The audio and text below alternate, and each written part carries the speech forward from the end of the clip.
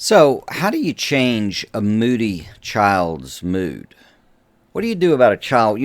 When they're upset is part of it too, but sometimes moods last longer and it's just kind of a pattern. And maybe it's every morning or every day, something like that.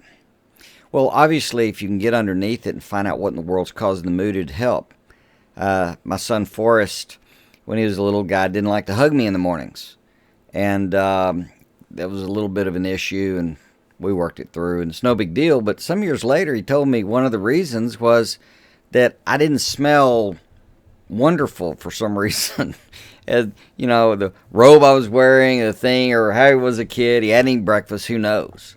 But it'd been nice if I had known what the deal was to do something about it. But that's not normally what's going on with a kid. Mostly it's about states. So they get in a frame of mind, a feeling state, and this mood is a problem. So like when you go to the beach and you feel excitement about the beach, that's a state too. It's a way of thinking and feeling. It's all tied to your thinking and feelings, your design as a human. The mountains might be the same.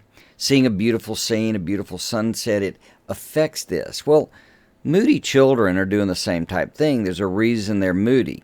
They're having to do something they don't like, something happened they didn't like, somebody else is getting something and they don't get it. You just go through it. Well, what we did as parents, among many things, is sometimes we just interrupt what their state is, what their mood is.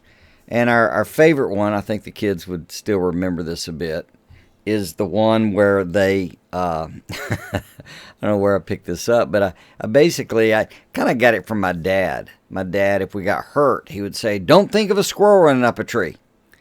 And, getting into that don't think about made us think about, and we laughed because it was dad, blah, blah, blah, as dads can be.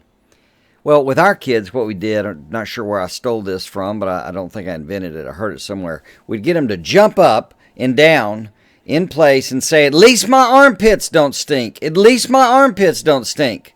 And if you get 2, 3, 4, 5 kids jumping up and down, saying, "At least my armpits don't stink," they'll all laugh and they'll regroup, and the mood is kind of broken. So you might try that with your kids. Just try some other thing.